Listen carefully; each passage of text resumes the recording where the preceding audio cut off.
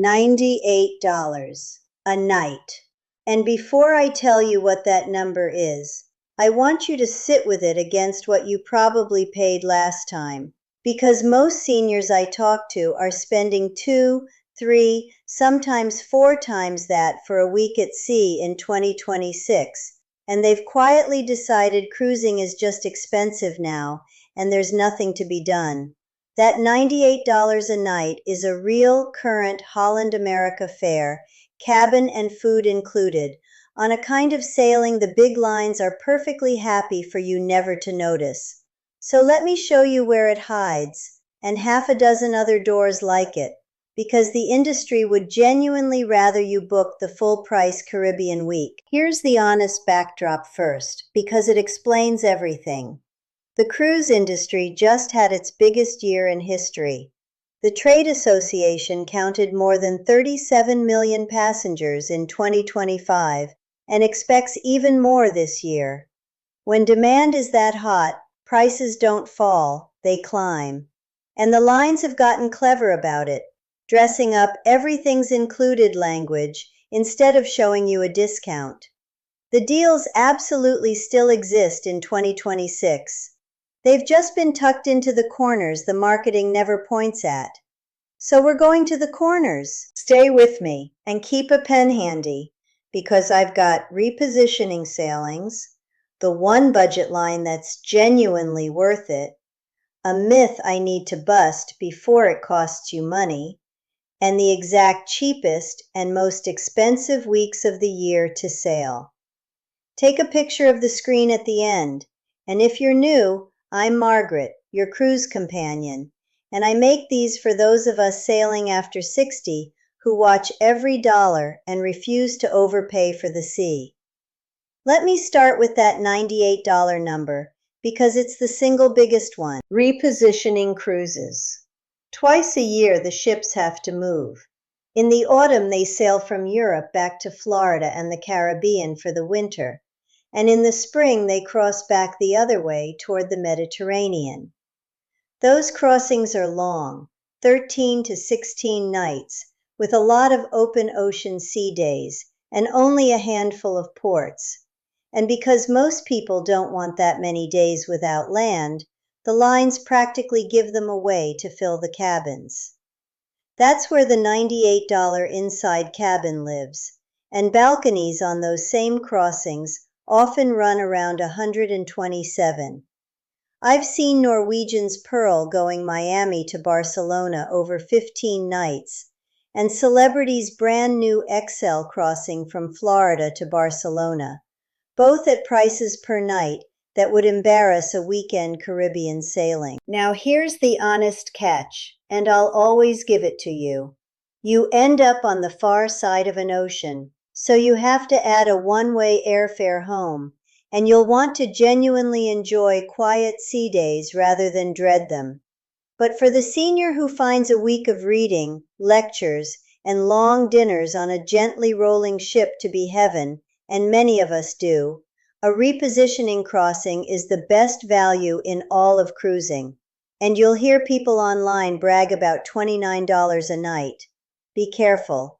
That's a rare, stripped-down outlier, not what you should expect.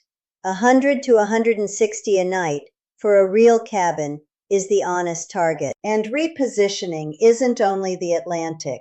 Twice a year, ships also cross the Pacific, run between the mainland and Hawaii, and slip down through the Panama Canal as they move between oceans. And everyone follows the same logic. Lots of sea days, few ports, so the price falls to fill the beds. A Hawaii repositioning gives you 5 or 6 restful days at sea, and then the islands, often for a fraction of a normal Hawaii package. A Panama Canal repositioning hands you that bucket list waterway and the bargain in a single booking. So when you go hunting, don't just type transatlantic. Search the word repositioning itself and look at spring and autumn, April and May, September and October, when the whole fleet is on the move. One lovely thing about those long sea days, by the way, is what the lines lay on to fill them. Enrichment lectures, cooking demonstrations, art classes, dance lessons, the very things our generation treasures and the party crowd skips. A repositioning crossing is often the most grown-up,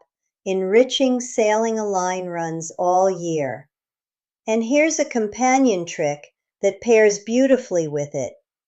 Sail an older, smaller ship. The lines quietly price their older vessels well below the shiny new flagships, even for the identical route, because everyone's chasing the newest toy. For us, an older ship usually means fewer crowds, a more classic feel, and a calmer week at a gentler price. Let the young ones fight over the brand new mega ship.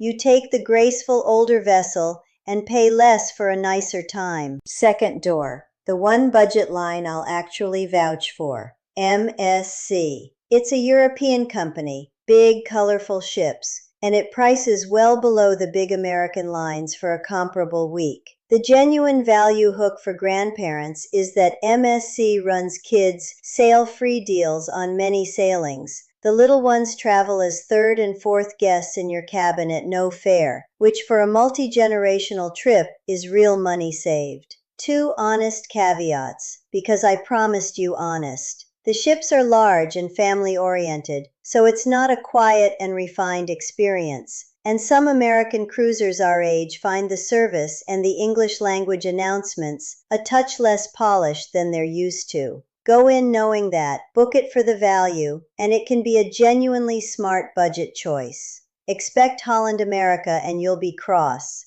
And one genuinely clever MSC trick while we're here, because it's free money most people walk right past. MSC runs a status match. If you've earned loyalty standing on almost any other major cruise line, MSC will match it, handing you their equivalent tier and its perks from your very first sailing. The drink coupons, the spa discounts, the priority treatment, without your ever having sailed MSC before. You simply send them a photo of your loyalty card from the other line, and they bump you up. For a senior with years of standing on another line, who's curious about MSC's prices, that's a first cruise with veteran-level perks for nothing. Now I have to stop and bust a myth, right here, before it costs one of you real money, because I hear it constantly.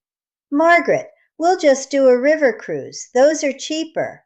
No, they are not. I wish they were.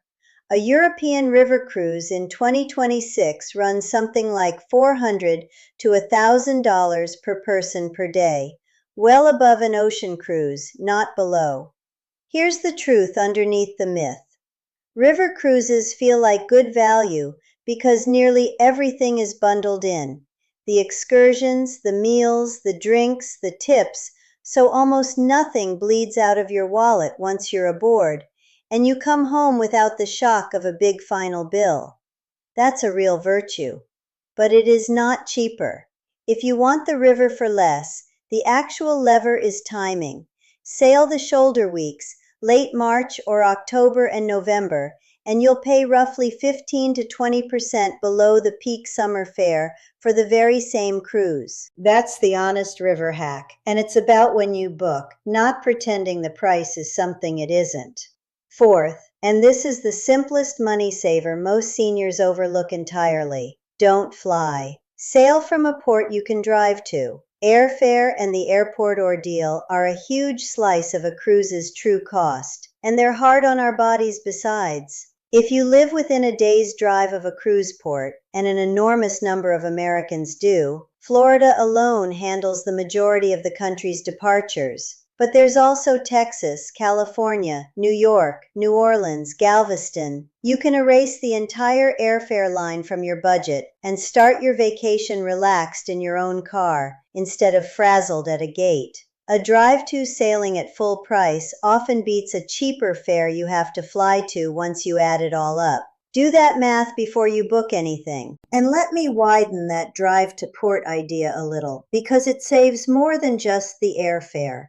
When you sail from a port you can reach by car, you also skip the checked bag fees, the airport parking, and the sheer physical toll of flying, which after 70 is no small thing. If your port is a long drive, spend the night before in a nearby hotel. Many of them offer a park, sleep, and cruise package where you leave your car for the whole week at no extra charge, and you board rested instead of frazzled. And there's a safety reason too, a big one. If you fly in the same morning the ship sails and your flight is delayed, the ship leaves without you, and it does not wait. Arriving the day before isn't just more comfortable, it's the single best insurance there is against watching your cruise pull away from the taxi window. Sleep near the port, board fresh, and let the worriers sprint through the terminal. Now, two exotic-sounding alternatives you'll see praised online. And I want to be the friend who tells you the truth about both. Freighter travel. Riding a cargo ship with a few paying passengers sounds wonderfully cheap and romantic. In reality, it runs about $100 to $150 a day, so it's not actually a bargain against a budget cruise. The cabins are few, there's no doctor and no entertainment, and most lines enforce strict health rules and an upper age limit around 79 or 80 with a doctor's certificate required. It's a slow travel adventure for the hardy, not a cost hack.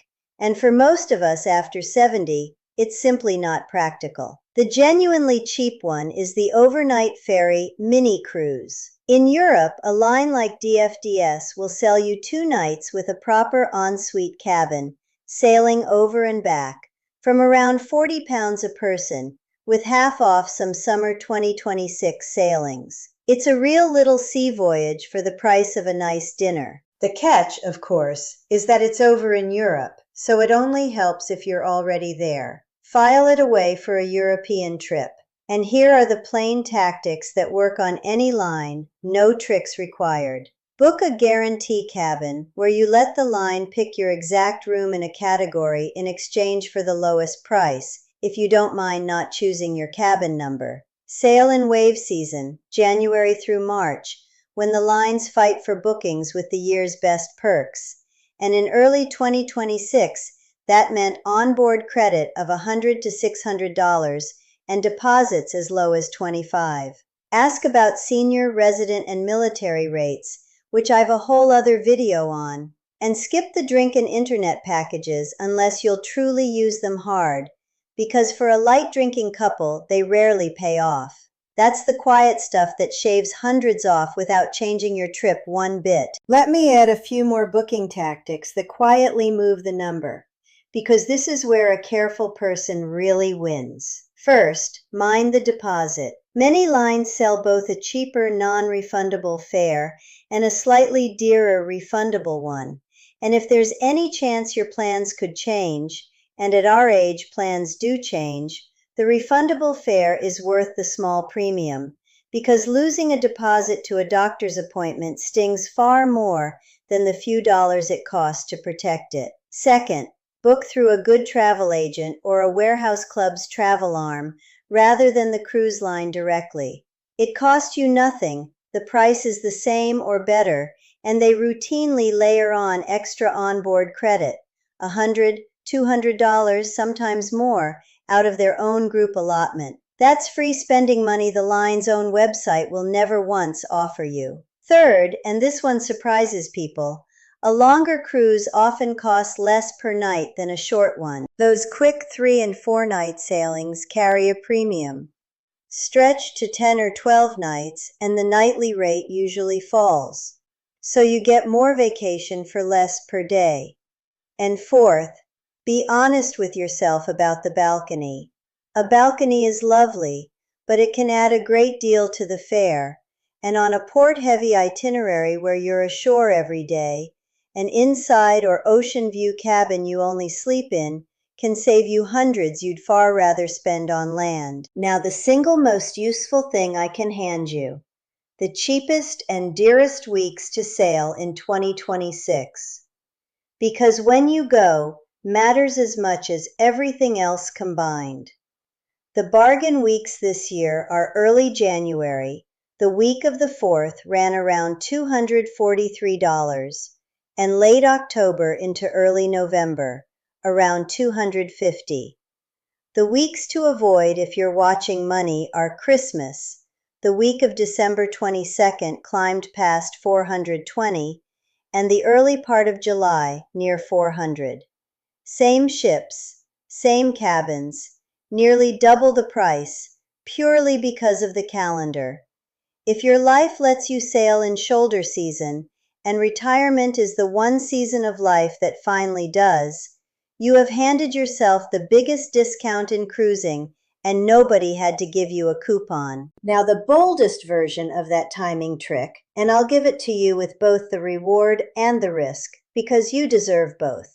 The very cheapest Caribbean fares of the whole year fall during hurricane season, roughly late August through October, when demand drops and the lines slash prices to fill the ships. The savings can be dramatic, half of high season in places. Here's the honest other side. There's a real chance of a storm rerouting your itinerary, so the ports you booked may change. But modern ships track the weather closely and simply sail around the trouble, so what you're actually risking is a swapped port or an extra day at sea, not your safety. If you can stay flexible about exactly where you land, buy good insurance, and steer clear of the very peak storm weeks, an autumn Caribbean cruise is the biggest bargain on the calendar. For a relaxed retiree who doesn't need a guaranteed island, it's simply found money. So here's your list. Clean and take your photo. Book a repositioning crossing for the lowest per night fare afloat,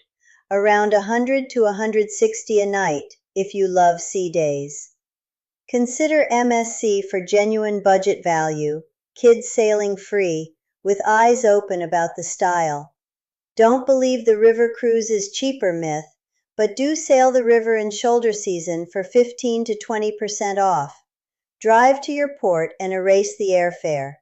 Treat freighters as an adventure, not a bargain, and keep the ferry mini-cruise in your pocket for Europe. Book a guarantee cabin, sail in wave season, and above all, choose early January or late autumn over Christmas and July.